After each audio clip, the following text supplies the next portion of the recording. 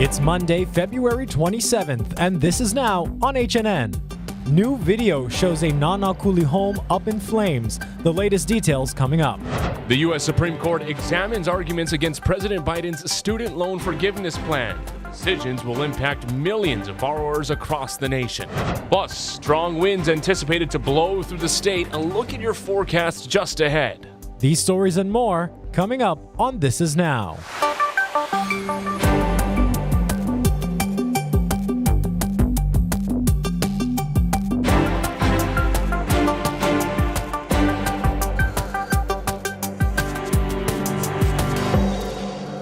Aloha and good afternoon. We begin today's show with a live look outside. This is over Kaka'ako in that area there. It's been a busy month for severe weather, and this week the winds will be the story. Yeah, over the next several days, expect those trees to be dancing, expect the surf to get more choppy as a strong high-pressure system is triggering some blustery conditions. Yeah, the winds are expected to be about 25 to 35 miles per hour, but the real concern is the gusts, which could get up to 55 miles per hour, and there is a wind advisory in effect until 6 p.m. Tuesday. We'll have the full forecast in just a bit, but first, our top story, dramatic video of an early morning house fire in Nanakuli.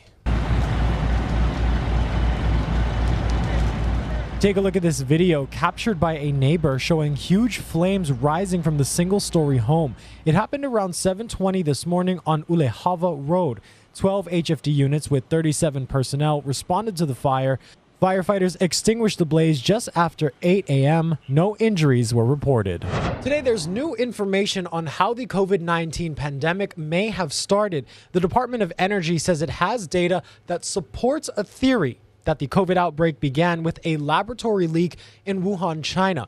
Two sources familiar with the U.S. government's COVID-19 origins investigation tell CBS News there's new classified reporting from the Department of Energy that supports the lab leak theory. The sources confirm the Energy Department is making this assessment with low confidence in the finding, but an earlier analysis from the department also pointed to an accidental lab leak in Wuhan, China. Across U.S. intelligence, there is no consensus about how the pandemic started. There are some elements within the intelligence community that have reached conclusions on one side. There are others that have come to conclusions on the other. Monday, China's foreign ministry spokeswoman responded to the news, saying the relevant parties should stop vilifying China. The World Health Organization said last summer a deeper probe is required into whether a lab accident is to blame. House Republicans are beginning their investigations into the origin of COVID-19. 2 weeks ago, they issued a series of letters to current and former Biden administration officials, including Dr. Anthony Fauci, to turn over documents and testimony. Some GOP lawmakers have been vocal about the lab leak theory. We were completely shut down, called conspiracy theorists, and had our reputations tacked and savaged. There is an intense desire on the part of Republicans here on Capitol Hill, and I hope my Democrats will join us, to get to the bottom of this. Republicans say they also want to know if the U.S. government was helping to fund the research at the lab. Skyler Henry, CBS News, Capitol Hill. On the Big Island, a 41-year-old man is dead following a single car crash in Pahoa. Hawaii County Police responded to the 13-mile marker on Highway 137 around 7:30 last night. The man and a female passenger were in a Nissan pickup when it veered off into the right shoulder when airborne after hitting an embankment and hit a nearby tree. The driver was pronounced dead shortly after at the Hilo Medical Center. The 44-year-old passenger suffered minor injuries. Police say speed and inattention may have led to the crash. On Maui, crews have made some progress in moving a luxury yacht leaking fuel at Honolulu Bay, but this morning it's still stuck. Here's new video from DLNR showing what happened over the weekend. A salvage ship came in and tried pulling the 94-foot, 120-ton yacht from the rocky shoreline. DLNR says during the high tide, crews pulled the yacht more than a dozen times and got it to move around 10 to 20 feet. It still needs to move another 20 to 30 feet before it's in the open ocean. The yacht's owner is unable to pay for the removal of the vessel, but the state will still bill the owner $460,000 and will take legal action if needed. The yacht leaked some fuel into the water and damaged the coral below, but the full extent of the environmental impact is unclear. In the ongoing war between Russia and Ukraine, the U.S. now says that China is considering sending weapons to Russia, but warns doing so will carry consequences. Nicole D'Antonio reports from Capitol Hill. The U.S. is warning China, don't send weapons to Russia for use in the war in Ukraine. We don't have evidence of a final decision to do that today. We don't have evidence that there's actually been a transfer. And so all we're trying to emphasize is the importance of not doing that. President Biden has warned there will be economic consequences if Beijing takes that step.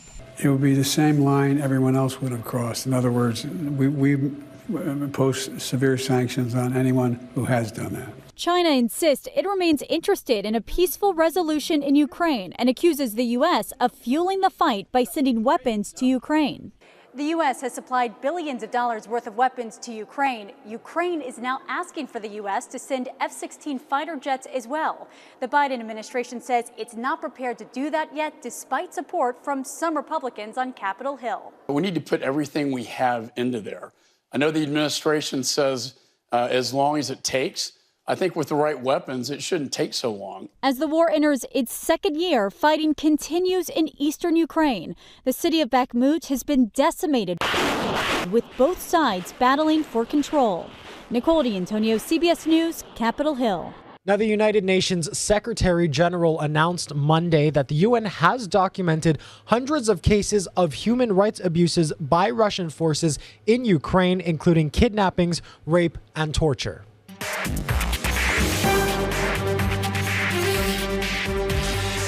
Well, 2 cases challenging the president's plan to cancel tens of thousands of dollars in student loan debt for millions across the country now goes before the Supreme Court. Karen Kaifa joins us with more on what we can expect in tomorrow's arguments. Karen. Mark, it's expected to be a lively day outside of the court tomorrow as a number of advocacy groups for student loan relief will rally outside of the Supreme Court in support of the president's plan. In limbo for months, President Joe Biden's federal student loan relief plan will have a turn before the U.S. Supreme Court Tuesday. Last August, Biden unveiled a sweeping plan to forgive up to $20,000 in federal student loan debt for borrowers whose income was less than $125,000 a year. All this means people can finally crawl out from under that mountain of debt to get on top of their rent and their utilities. Supporters lauded the move as a big step forward to ending a college debt crisis compounded by the COVID-19 pandemic. And the Biden administration said among borrowers no longer in school, nearly 90% of relief dollars would go to those earning less than $75,000 a year. Republican critics called it political, landing as the 2022 midterm elections entered the home stretch and argued writing off an estimated $430 billion in repayments should get congressional approval. In December, the Supreme Court agreed to take up 2 challenges to the plan, including one from 6 GOP-led states, Nebraska, Arkansas, Iowa, Kansas, Missouri, and South Carolina, while keeping a block imposed by an appeals court last November in place. Millions of borrowers have been notified they're approved for debt relief. No debt has been canceled yet. The Biden administration's case leans on the post-9/11 HEROES Act of 2003, which granted the U.S. Secretary of Education authority to make changes to the federal student loan program during national emergencies. But the White House intends to end the COVID-19 national emergency on May 11th, which may make that argument more challenging. And as is usually the case with these arguments, the Supreme Court will hear them tomorrow. We do not expect to hear their ruling until close to the end of their term, which could be late June or early July. As for the current pandemic-era pause on federal student loan payments, the Biden administration says that will end about 60 days after litigation in these cases is resolved, or the end of August, whichever comes first. Mark? Yeah, Karen, you think back to last year when this program and plan was first announced, so much excitement, and then it turned into kind of a hurry up and wait. So what has been happening with this program in the meantime, and where do borrowers stand? Well, everything is currently on pause, Mark, since last fall, since that block was issued by those appeals courts. If you go to the federal student aid website right now, studentaid.gov, you will see that message on the website that if you have not yet filed an application and you are eligible, don't. They are not accepting any further applications at this time, they say, until the court issues are resolved. If you are one of the 26 million Americans who did file for that debt relief, they say hold on, because those applications will either be reconsidered or start to be considered again after that pause ends. So if you are somebody who did apply, they have your application and they say just hold on. They'll be emailing updates as soon as they can. If you are someone who is eligible but did not go through the application process, get your paperwork in order. That is something that in the event the Supreme Court says this plan can move forward, they'll start processing those applications again. Now, there is also the possibility that if the Supreme Court strikes this down, the Biden administration may try to reconfigure the program in a different way that provides relief in a different way. So again, you want to stay on your toes. If you are entitled to that relief under the eligibility requirements, it's something you really want to keep an eye on, Mark. Yeah, and so with a final decision from the High Court not expected till June, what can borrowers do to prepare for either outcome? I know they can't apply, so is this a matter of kind of just do your research, and when that time comes, if it does come, okay, then you'd be ready to go? Yeah, Mark, it's a great time to do your homework. And again, that pandemic-era pause on student loan repayments is going to end at some point this year. We do know that. So if you are somebody who has not been making federal student loan repayments in the last 3 years since that went into effect in March 2020, start to get your paperwork in order and know how to resume those payments when the time comes. There are also a number of other programs that the Biden administration has either already implemented or has in the pipeline when it comes to student loan relief, or making the process for applying for it a little bit easier. That includes programs related to those who work in public service, for Americans with disabilities. Also, if you went to one of those for-profit colleges and you did not get the education that you signed up for, take a look again on the federal student aid website, studentaid.gov. They have some of these loan relief programs laid out, and also some of the things that are in the pipeline. Know your options, because even if this specific plan does not go all the way through and the debt starts to be canceled, there may be other options that you will be eligible for, Mark. So many moving parts. Karen Kafa, thank you for breaking it all down. Have a great one. Well, a controversial $40 million wave pool in Ewa Beach is expected to open in just a few weeks. It's called The Lineup at Vaikai, and it boasts advanced technology that can emulate waves from some of the best surf spots in the world. But this project was heavily criticized by community members and environmental advocates. Right now, we are in the middle of a water crisis because of the Red Hill fuel spill. We cannot afford to use our clean, fresh, precious water for purposes other than for drinking. The wave pool's website says it's trying its best to, quote, make conscientious choices that will help reduce our footprint. The official opening date has not been announced, but its website shows availabilities starting in mid-March. UH and the USDA are preparing for the release of a tiny Kenyan wasp in order to eradicate coffee berry borers. Coffee farmers said the borers have been hurting their crops, eating coffee beans. The wasps have controlled the borer in 12 countries. After studying the non-stinging wasps at a quarantine center in Volcanoes National Park, state agricultural scientists are ready to release it once the feds approve it. Public comments are welcome until 2 weeks from Thursday. First release would be on a farm in Kealakekua. Kihei families are getting restless, calling on leaders to find a way to open the new Kulanihakoi High School.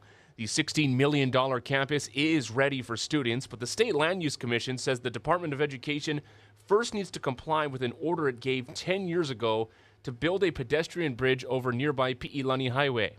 The DOE thought a new roundabout with crossing guards would be enough to meet safety standards. Now, building a new $20 million overpass will take 5 more years. Our school principal, Hallie Maxwell, has purchased 2 shuttle buses, so we should easily be able to shuttle the students to and from school safely on shuttle buses. The students have also committed not to cross the highway, and so, yes, it could take them a long time to build an over or underpass. I don't think we need to wait for that to get our students in school. We want students there now. The DOE says it hired a design consultant and will start the funding process later this year. Well, the highly anticipated Merrie Monarch Hula Festival is about a month and a half away, but the excitement is already being stirred up. Now, tickets went on sale Sunday morning, and many people lined up outside of the Civic Auditorium. Tickets were $5 each, cash only, with a maximum of 2 for each buyer. Some waited in line for over 24 hours and brought their family members to make sure they secured a ticket. We wanted to be at Hawaii, and We gotta be here and get the tickets. I need to be there. Something different being here in person as opposed to being at home watching it on TV. Now, of course, these tickets are separate from the 3 nights of competition, and word is there are still some Ho'ike tickets available. This year's Merrie Monarch Festival runs from April 9th to the 15th. Of course, Hawaii News Now will be there, bringing you the sights and sounds of hula's grandest stage. After 47 years of big games and superstar concerts, the Aloha Stadium will soon be torn down. Jelani Martinez reports from a recent farewell event this past weekend in Halava. The ball is Robinson, throws wide open is Stutzman, has it at the 10, the 5, touchdown, Rainbows. It's the end of an era. It's really sad, I'm just be honest with you. Former UH running back from the 1975 team, Norris Birdsong, was one of the thousands of people who set foot on the field today. I really wish they could have just remodeled this stadium and kept it for the history, you know. Soaking up every second with his son. He used to tell me, like, when he used to play here, and it's just cool that I actually get to be out here with him on the field. Kids got to live the game day experience one last time. In the halls leading up to the field, people checked out memorabilia from Pro Bowls, concerts, UH football games, and even newspaper articles featuring high school sports. Athlete uniforms worn by Colt Brennan and Timmy Chang were also on display in the locker room. For these Kulanihakoi friends, it was a nostalgic moment. I remember when it was brand new, sitting in those seats as high schoolers watching the football games, cheerleaders.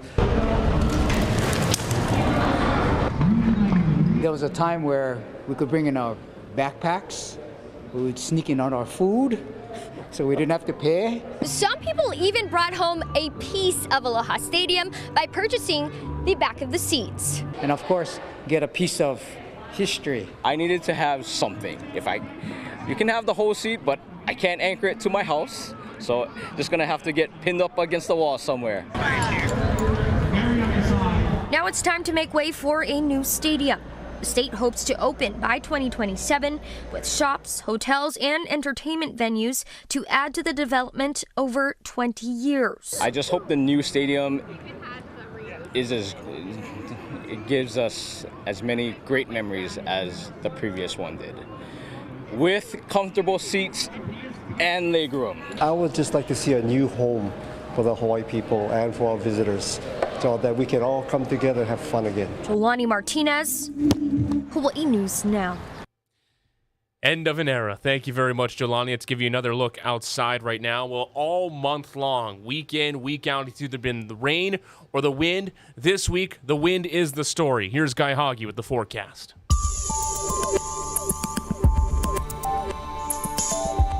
We are in our wet season, so it's no surprise that with all the rain that we've had, we don't have drought conditions anywhere except for one little section on the south side of Haleakala. Everybody else is drought-free for now. And we'll have more shower activity for the next several days with those windward and Mauka showers coming in, occasionally drifting to leeward sides. But we're more focused on the winds, right? For Kauai, for Maui, all the way through Thursday, we'll have very gusty winds. Kauai's windward sides will pick up some showers, as will East Maui.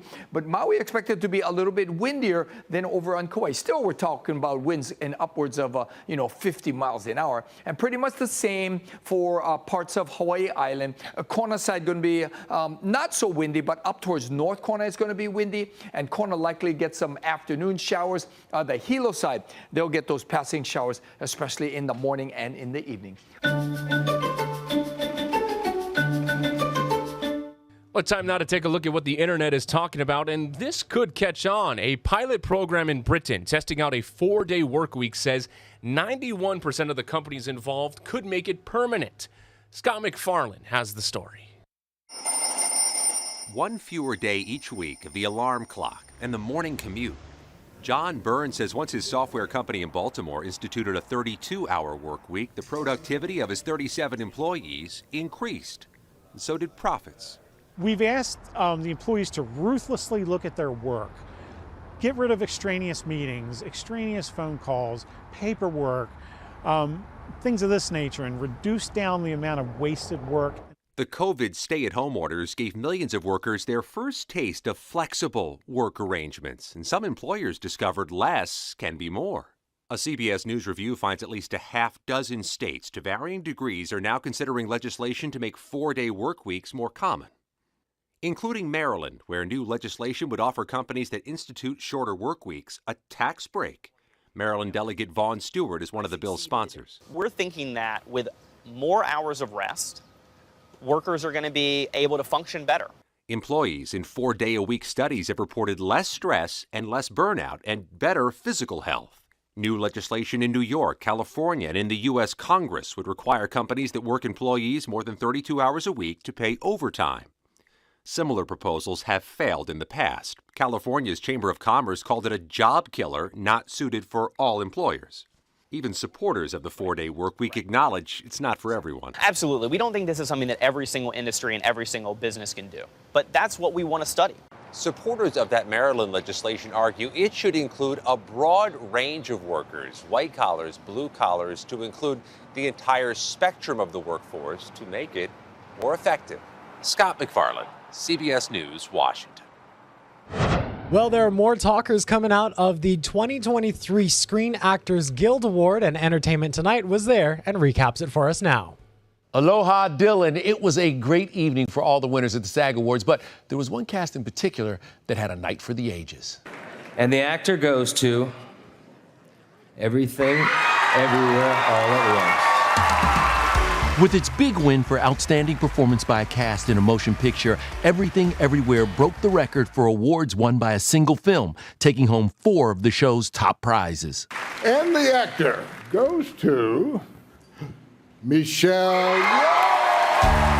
Michelle won Outstanding Performance by a Female Actor in a Leading Role, becoming the first Asian woman to ever win the award. SAG-AFTRA, to get this from you, who understands what it is, to get here, I thank you. When you have your peers reach out and say, we love what you do, that's the biggest compliment. It really is. And the award goes to Ki Kui Kwan. Key's history-making comeback story continues. He was also the first Asian man to win Outstanding Performance by a Male Actor in a Supporting Role. When I stepped away from acting, it was because there were so few opportunities. The landscape looks so different now than before.